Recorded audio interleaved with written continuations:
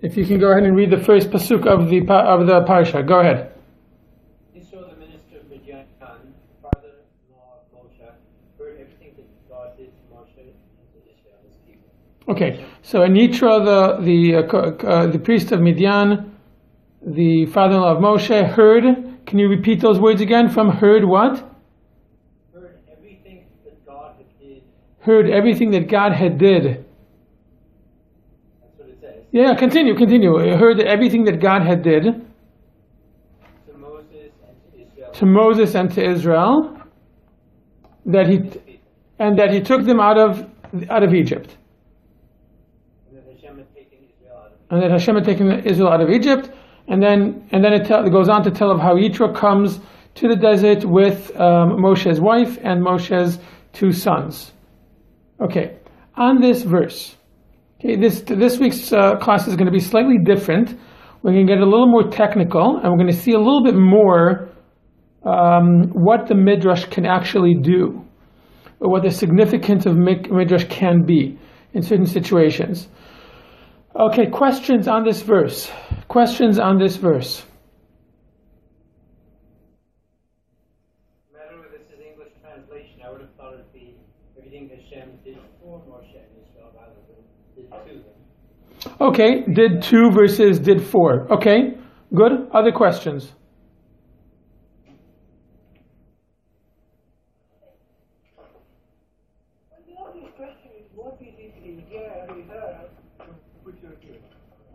Yes, I'm sorry, Batya, go ahead. What is it that Yitro heard? Oh, excellent, right? What did Yitro hear?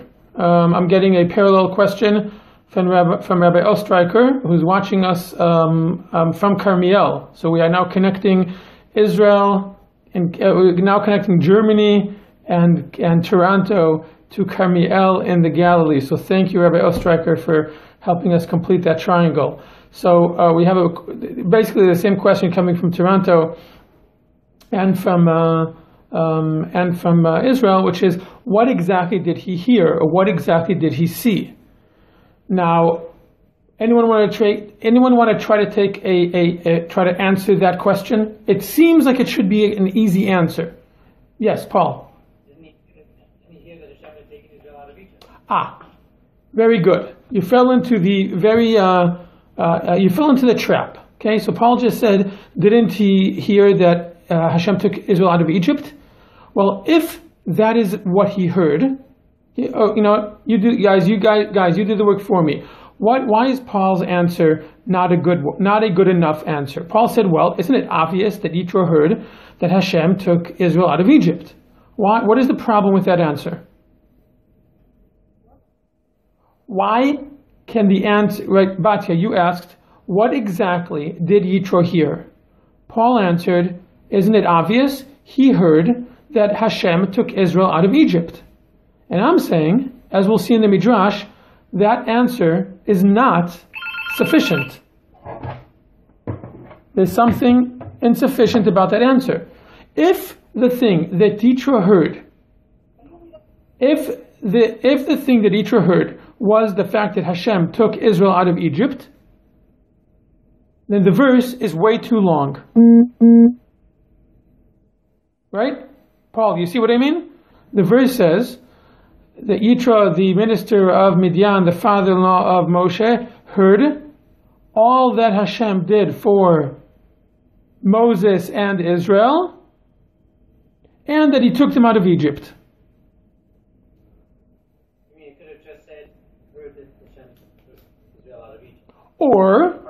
Or just say all that he did for Moses and Israel. Why do you need both phrases?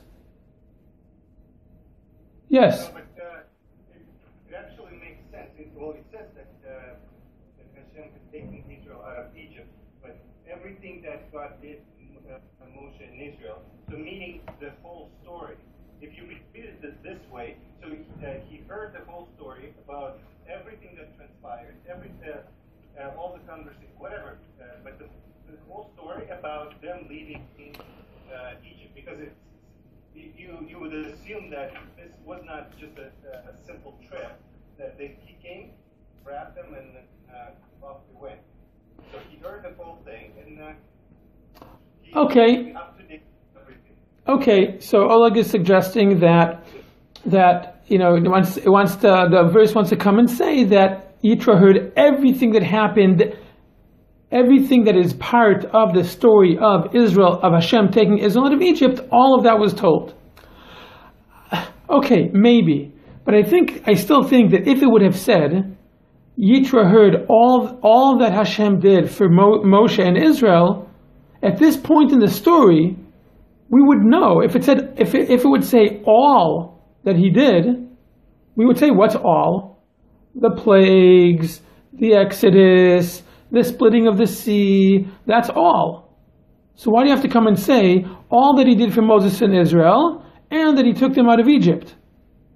It's as if it's saying there's something other than the Exodus itself that Yitro heard, and that was the reason that he came. Otherwise, again, why do you need two phrases?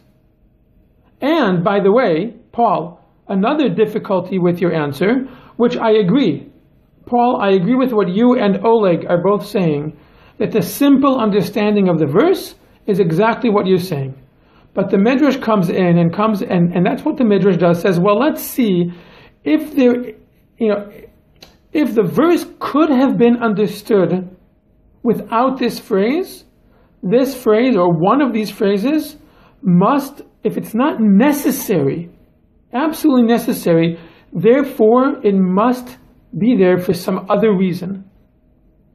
And so another difficulty with your explanation is that if what caused Yitro to want to come to the desert is the Exodus, then why does it happen now? The Exodus, the actual physical leaving of Egypt, happened a few weeks ago. As far as the timeline is concerned, they actually left Egypt a few weeks ago. How long does it take to get from Midian to...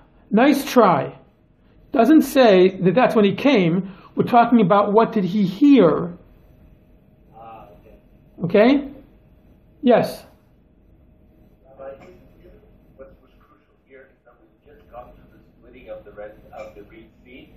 With it, and there are Parshim, I think, that bring down that not only did the Reed Sea split, but all bodies. Okay, excellent. We will get there. Yes, that's part of the Midrash that we're going to see in a moment. Yes. I wonder if the English that I find interesting, it may not be what the Hebrew is. It's not what God did for Moses, it's what God did to Moses. If it is That's just before you came in.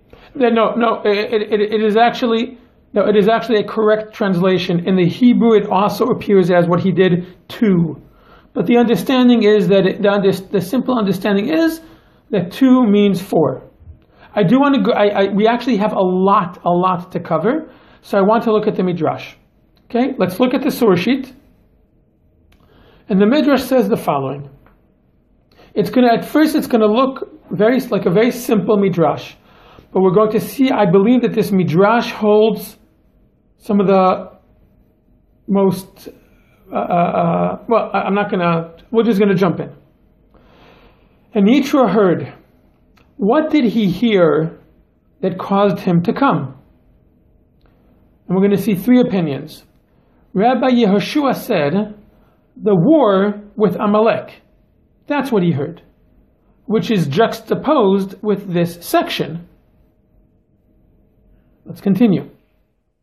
Rabbi Elazar Hamodai said, he heard the giving of the Torah, and he came. For when the Torah was given to Israel, all the kings of the earth shook in their palaces. As it says, the voice of Hashem causes each king in his palace to accord glory to the Lord. Rabbi Eliezer says, Yitro heard the splitting of the sea and came. For the splitting of the sea was heard from one end of the world to the other. As Rachav the harlot said to the messengers of Yeshua, for we heard how the Lord dried up the waters of the Red Sea before you when you went out from Egypt, and when we heard our hearts had melted, and no spirit was left in a man before you. Okay, so the first thing that we always do is, did the Midrash answer our question? Yes. He heard much more than Right. So we have three opinions. The Midrash brings three opinions to something other than the Exodus itself that made a deep impression on Yitro, to the point where he felt he wanted to come to the desert to join the Jewish people. So we have our answers. We have three possible answers: the war of Amalek,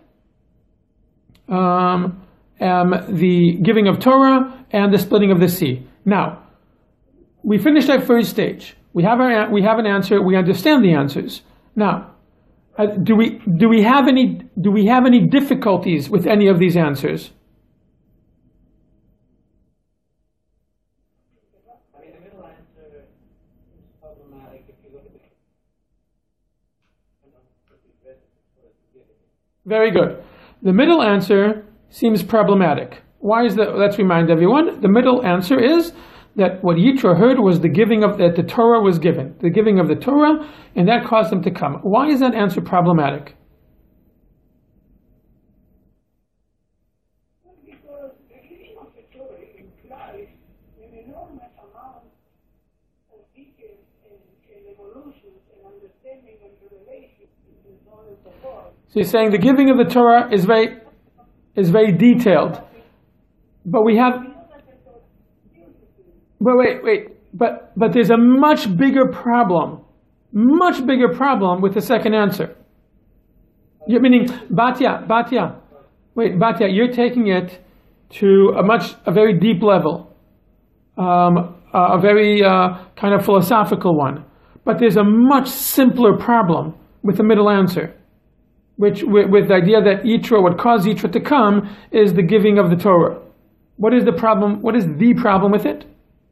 Paul, I think you said it before. I think it came because he had an inner motivation, a personal motivation to come.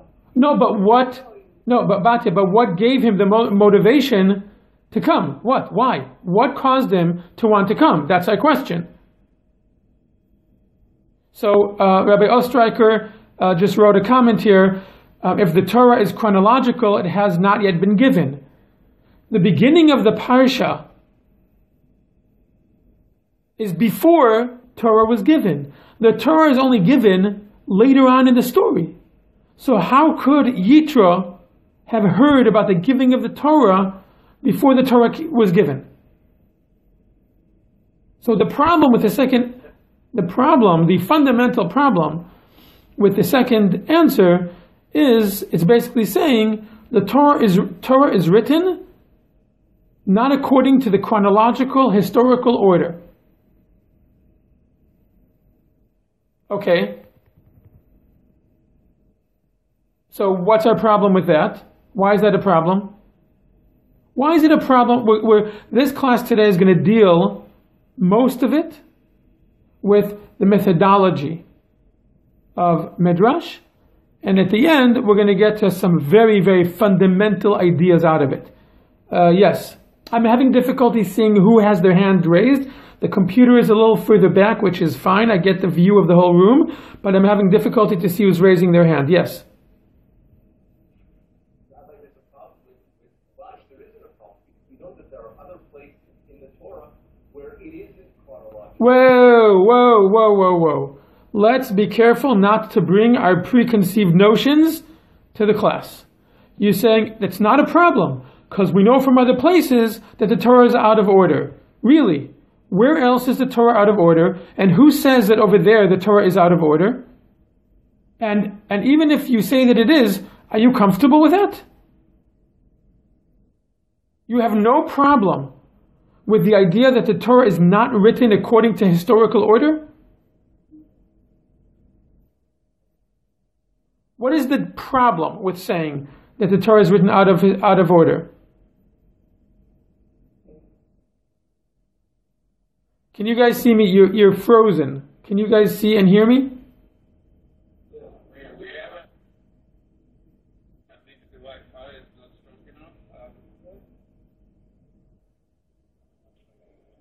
Let's see, just a second. I can hear you guys, but I can't see you guys.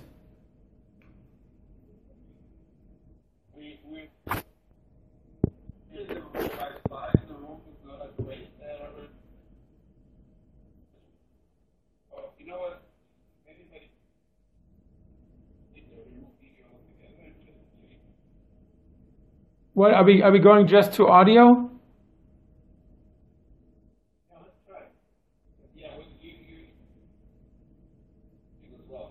What? We're going to just audio? Yeah. Okay, you guys can hear me? We're going to try audio alone. Okay, let's try that for now.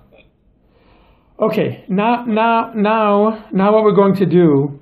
Okay, so we have this opinion. Okay, so basically what we're going to focus on now, and what we're going to look at is what are the ramifications. Okay, we're going to try to, we're going to phrase it like this. We're going to focus on two of the opinions, the first and the second. We're not going to focus on the third for now. We're going to focus on the first opinion that came and said that we're going to take opinion 1 and 3. We'll put them together. What we have here is we have a machloket, a disagreement. Did Yitro come before the giving of the Torah or after the giving of the Torah?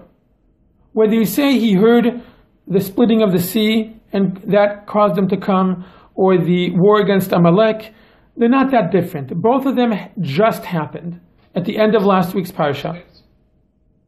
Yes, Alex? Video as well, or What? voice call? So I needed a short introduction to understand that last midrash. And that last midrash says the following. Is based on the following. We know that there are different categories of sacrifices. So 2 of the 7, that basically 7 categories of sacrifices. 2 of them are the Olah and the Olah and the Shlamim. The Olah sacrifice is what we call an elevation offering, and one of its characteristics is that the person who brings it, who is performing the sacrifice, or is donating, or is presenting the sacrifice. I see now, Alex, you said that you missed about 5 minutes. Can you tell me what is the last? Were you with me when I started reading the second midrash, the midrash about the peace offering and elevation offering?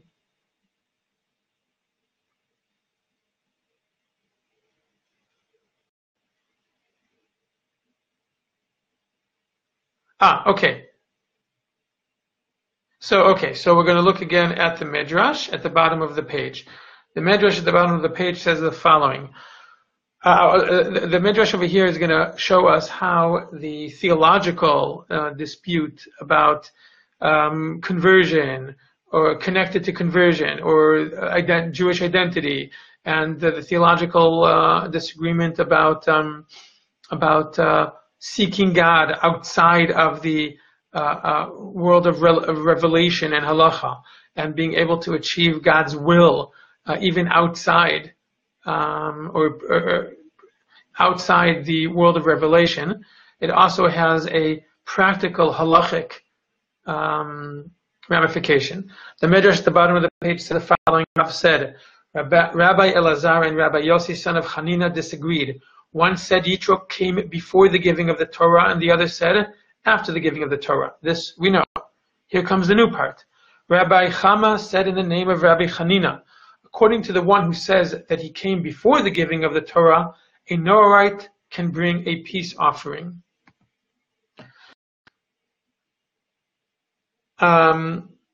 So in order to understand what this means that a Noahite can bring a peace offering, we need a short introduction. There are basically 7 categories of sacrifices.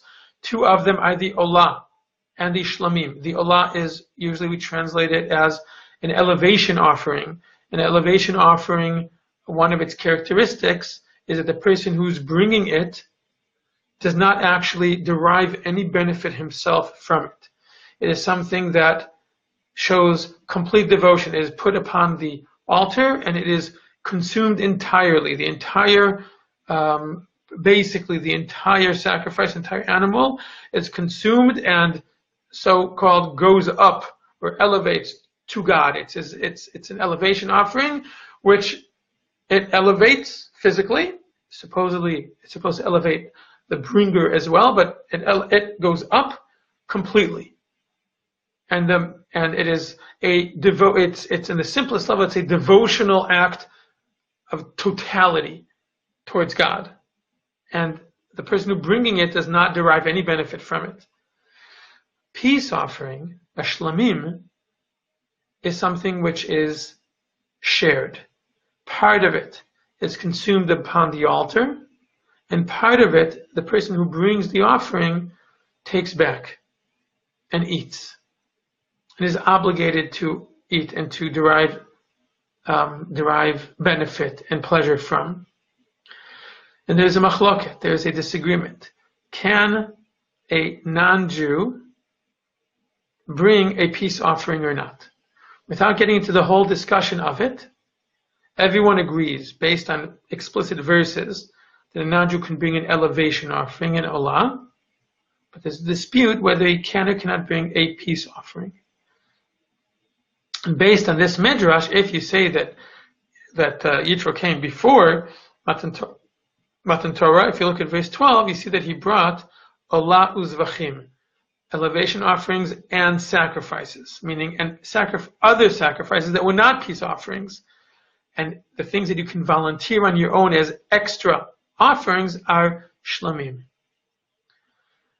And the significance of this, I'll just kind of tease our appetite a little bit, is the idea of the fundamental things that Judaism and Torah introduced into religious world.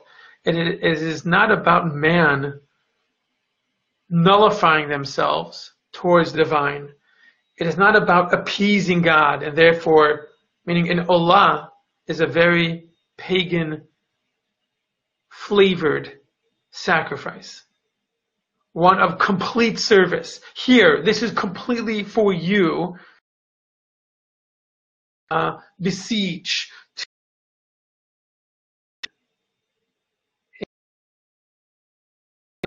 To find whatever it is. And therefore there's as a shlamim, some for you, some for me. That it is that relationship with Hashem is reciprocal.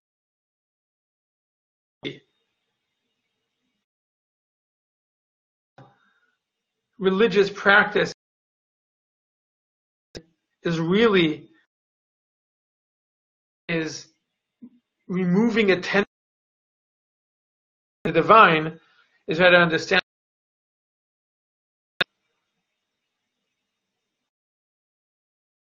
this idea in a very, very. Think about it, the difference between a sacrifice which is entirely put on, given over to God, excluding the person who's bringing it, versus a sacrifice that ultimately man benefits from it. It's a very different type of religious personality and religious orientation that is created by an elevation offering and a peace offering, a shlamim. Think about a peace offering, an offering that creates peace, not one that creates distance, not one that creates you are there, we are here, one that creates more of a relationship. And again, this wasn't really the topic, but I just had to kind of go into it. But we see here that this midrash leads to a conclusion, a halachic conclusion saying, well, if we go according to the opinion that says that Yitro came before the giving of the Torah, this would also mean that on a practical level, a non-Jew can bring a peace offering. This goes back to a very fundamental statement, not only on Jews and what it means to become a Jew and what it means to connect to God as a Jew with and without revelation, but also it means it's a statement of how we understand a non-Jew's relationship with God. What it can and cannot include, what it may or may be able to include or may not be able to include, how far they could go with the relationship with God. Now, so we have two opinions. And as we saw in the last couple of weeks, a few times, so that means that we find these two very different fundamental approaches to all these questions already all the way back in our sources from 1,700 years ago. 1,700 years ago, there were two fundamental approaches being presented about how we understand the ability of a non-Jew to connect to our God. And 1,700 years ago, we had two fundamental opinions already being presented, already, the seeds were being sown to two fundamental approaches to what is required, what does it mean to join the Jewish people? Exclusively a religious, theological concept? Or is there also, or maybe only, or maybe it's enough, maybe, or at least significantly, the national, historical identity of the Jewish people? And what does it mean to seek God and to be able to follow His will? Is it only through revelation? According to one approach, absolutely, only. And according to another approach, no. There could be such a thing. Right now we're not discussing what it is, but there could be such a thing as seeking God also outside of the world of revelation and halakha. It's a dramatic statement. But all of that comes out of this dispute. What did Yitro hear that caused him that drew him to the Jewish people? The giving of the Torah, or revelation, or the historical events and phenomena of the Jewish people. And of course, one other thing which is very important for the Midrash, which is, what are the criteria for the writing of the Torah? The events as they were, or are there other criteria? And if so, what are they? So you understand that each one of these questions opens up a world of discussion and debate, and deep, far-reaching ramifications to how to understand the Torah, how to understand the Jewish people, how to understand the relationship with non-Jews, all of that in this one little tiny midrash about what did Yitro hear. Hopefully, I very much hope that even though we got cut off many times, and even though regretfully I was not able to hear your opinion, and I'm sure you guys had a lot to say and a lot to ask, and maybe next week, we'll see, maybe next week we'll start off with some feedback. I think that there was a lot here, there's a lot to discuss, there's a lot to debate, there's a lot to ask. So maybe next week we'll start off the first 5-10 minutes with some of your opinions on it, some of your remarks, some of your comments, some of your questions, whether it's about how I understood the Midrash and where I've taken it, or about some of these fundamental discussions and how they could, and what they could possibly mean. With that, I wish you a Shavua Tov. Kol Tuv. Okay, we're back with our live feed. We're hoping that this makes it easier. We will hopefully overcome. We will not let the technical difficulties stop us from studying Torah, especially when I made such a big deal about this one. Just Alex, give me a sign that you guys can hear me, and I will just go ahead and teach the class and do it on my own. But Alex, give me a sign that you guys can hear me.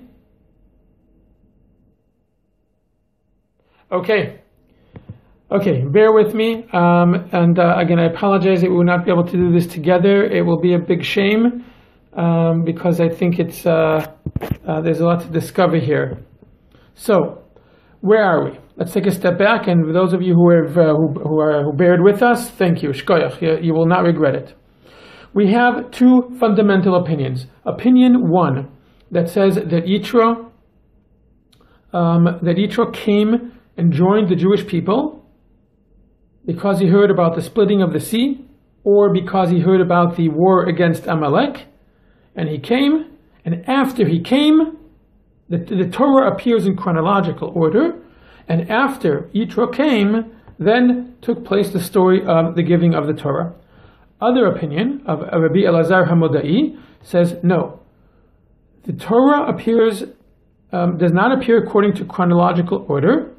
Yitro came after Matan Torah, but it appears in the Torah as if he came before, but actually he came after. This obviously seems like a very strange opinion. What would cause? We know what would cause we know why it makes sense to come and say that Yitro came before Matan Torah, because it appears before Matan Torah, it appears right after the splitting of the sea, it appears right after Amalek, so that makes perfect sense. But what would cause the Rabbi Elazar Hamodai to say something which doesn't seem to make any sense? We're going to look at a few verses and see which one of them actually makes more sense. Okay? Or if right now the opinion of Yitro pre-Matan Torah seems more logical and Yitro post-Matan Torah seems less logical, let's look further in the Parsha and see what happens. So, if you were to look on your source sheet, below the line, right, we have verse 5. Okay? Verse 5 says, Yitro, Moshe's father-in-law, brought Moshe's sons and wife to him in the wilderness, where he was encamped at the mountain of Hashem. If you say that Yitro came before the giving of the Torah, as appears as the chronology of the Torah puts it, how could it be that Yitro came to the mountain of Hashem? There was no mountain of Hashem yet. They hadn't reached Har Sinai yet. That only happens further on in the Parsha, and Hashem definitely did not reveal himself upon or near the mountain, so why would it be called the mountain of Hashem? You could say because it's going to be called the mountain of Hashem. Maybe. Let's continue. Verse 12. Let's actually skip verse 12 for now. It goes on in the Parsha to come and say that Moshe, verse 15, it says the following day, after supposedly Yitro came, Moshe is standing, and all the nation is standing in line to come and to beseech him, or to ask him questions. Yitro and his father-in-law says, what are you doing, and why are you standing from day until night with all the people coming to you? And then we come to verse 15 on the source sheet.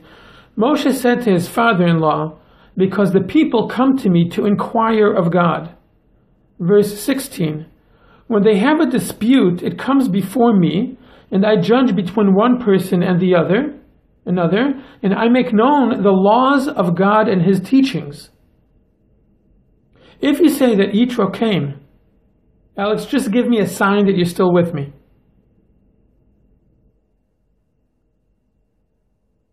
If you say that Yitro came before the giving of the Torah, what does that mean that he's judging the people and he's teaching them the laws of God?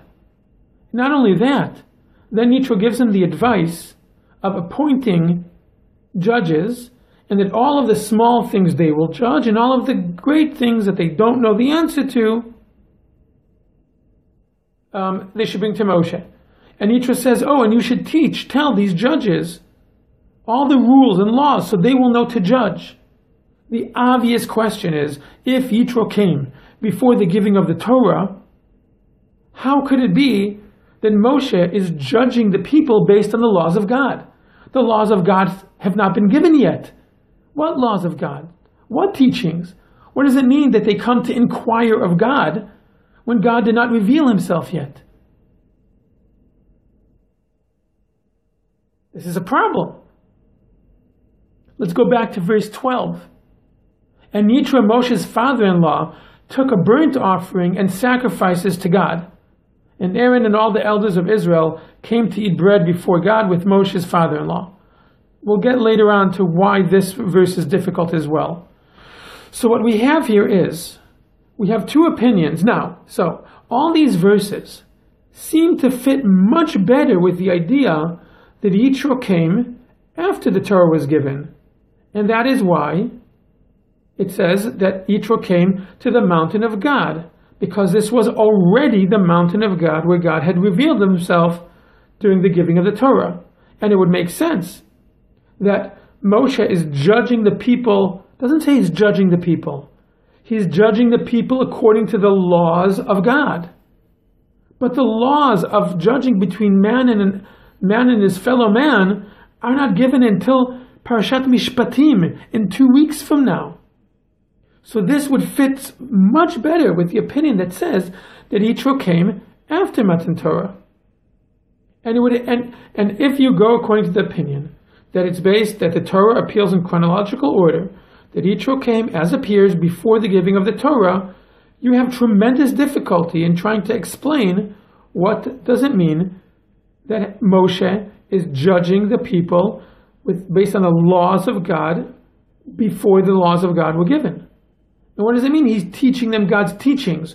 What teachings? They were not given yet. Are they intuitive?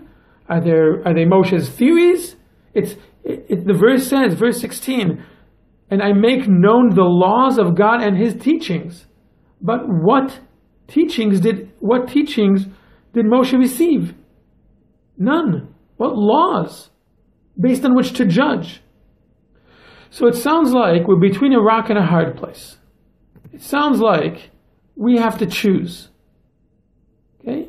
Either way, one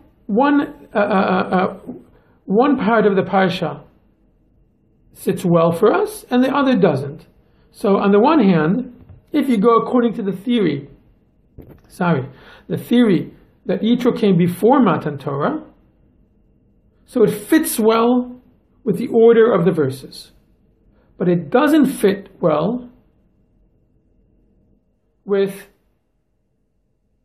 the mountain of Hashem, the judging based on the laws of God, coming to beseech to inquire of God, and the fact that it's so much that there's a legal system being put in place based on which other people can judge based on the laws of God, that you have tremendous difficulty with. So if you go according to the opinion of before Matan Torah, it fits with the order of the verses. But you have difficulty with the mountain of Hashem and the judging and the teaching of God's laws. If you go according to the opinion that Yitro came after the giving of the Torah, it fits very well with the mountain of Hashem, with the sacrifices that were brought, and with the judging and teaching God's laws. But it doesn't fit with the order of the verses. So both options leave us with a certain difficulty. And now we come to the real question about Parshanut. After we've understood what the Parshan is saying, and in this case we understand what two Parshanim are saying in the Midrash, and we go to the next level, what is difficult about what they're saying. If you say that he came before Matan Torah, you have a difficulty, which is what laws of God, what teachings, what mountain of Hashem. So that's the difficulty. And if you say that he came after Matan Torah, your difficulty is Why does it appear out of order? So now we come to the real depth of the Midrash. And in order to understand the real meaning, or what's really hiding behind these two opinions, I would suggest asking another question, which is, what are the ramifications of saying that he came before Matan Torah versus what are the ramifications of saying that he came after Matan Torah? And this is the part that I want to focus on, because I think this is mesmerizing. It's more than mesmerizing. It's unbelievable. Let's think about the ramifications. If you say that Yitro came before Matan Torah, then you're saying that we assume that Torah always appears in the right order. It is important for us to understand, to accept that the Torah appears in chronological order. And if you go according to this opinion, you will always, for instance, the Ramban, Nachmanides, fundamentally over here says, of course it's in order, and it's always in order. It has to be in order. Because if it's out of order, then how do we know anything? How do we know that the days of creation are in the right order? How do we know that the story of the forefathers is in the right order? How do we know anything? If you come and say that the way in which the technical events are described are incorrect, or can be moved around, cut and pasted, and that they're out of order, this opens up a Pandora's box, a scary Pandora's box. So if you say that Yitro came before Matan Torah, ramification 1, Torah appears in the correct order. Now we come to the bigger ones. The second thing, ramification, if you say that Yitro came before Matan Torah, that means that the whole story of seeking God and being able to achieve his teachings and judge according to his laws, what I'm going to say here is going to sound very dramatic. But it means that there is such a thing, or there could be such a thing, as seeking God and going according to his will, not dependent on the giving of the Torah. I'll say that again. If you say that Yitro came before Matan Torah, and that Moshe was able to judge and teach the rules and the laws based on which to judge to other people before Matan Torah, that means that this is establishing to us there is such a thing as seeking God without God's revelation, not dependent on God's revelation beforehand. And there is such a thing as even learning Torah before Torah appears, or there's such a thing as being able to aim correctly at achieving God's will even without God's revelation. And even if I don't want to say this is what the Midrash is saying, it opens up a very, very fundamental and important question. Is it possible to seek God? Is it possible to achieve God's will even without depending on God's revelation? So I don't want to make an absolute statement that based on this is yes, but it opens up a room for I think, troubling question. Not troubling, but I think an important question. Is achieving God's will always, by definition, synonymous with what was given by Hashem? Or is it possible to achieve God's will also without depending and basing it exclusively on what God said? Third ramification. If you say that Yitro came before Matan Torah, it means that joining Am Yisrael, joining the Jewish people, does not always, it wasn't always, it doesn't necessarily exclusively mean joining based on religion. Joining based on a religious affiliation. Because what you have here is you have Yitro joining before Matan Torah and feeling a connection to the Jewish people and joining the Jewish people based on national historical events, national historical identity and basis. Before the giving of the Torah, independent of giving of the Torah, he feels a connection to and is drawn to it. This is a very, very relevant discussion for today, what is happening in Israel today, and the question of conversion. What should be the foundation? What needs to be the foundation, or what can be the foundation of joining the Jewish people? Is it exclusively religious belief and practice? Or is it also an element, or maybe only an element, of national affiliation or national historical connection? So again, I'm not saying that this midrash is saying that conversion to Judaism does not have a religious element. That's not what I'm saying. But what I'm saying is this midrash is creating here ramifications that, or opening up a very fundamental discussion about, is there such a thing as connecting to God and God's will independent of God's revelation? And two, the fact that we see here an opening for the idea that joining the Jewish people is not necessarily exclusively based on religion, on religious belief and practice, but they're also on national identity. Now, if we go, on the other hand, to the other opinion, after Matan Torah, that he came after Matan Torah, so we have the following ramifications. One, Torah doesn't necessarily appear in the right order. Meaning, there are philosophical, theological, educational reasons, or that there's some external criteria for the writing of the Torah, for the editing, or for the order of the Torah, other than the events themselves. That opens up a very, very important and scary discussion. What is, if the criteria for the writing of the Torah is not the historical events as they occurred, then A, what is the criteria based on which the Torah is written, if not the events themselves as they happened? And two, well, what else is not being described as it was?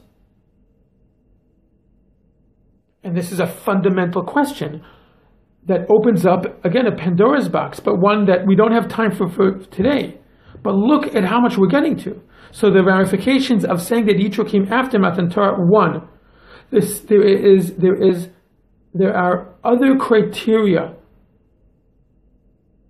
that were used in order to present the events of the Torah. What are they? Philosophical? Educational? Second ramification of saying that Yitro came after Matan Torah. Seeking God and achieving God's will only appears in the context of God's revelation.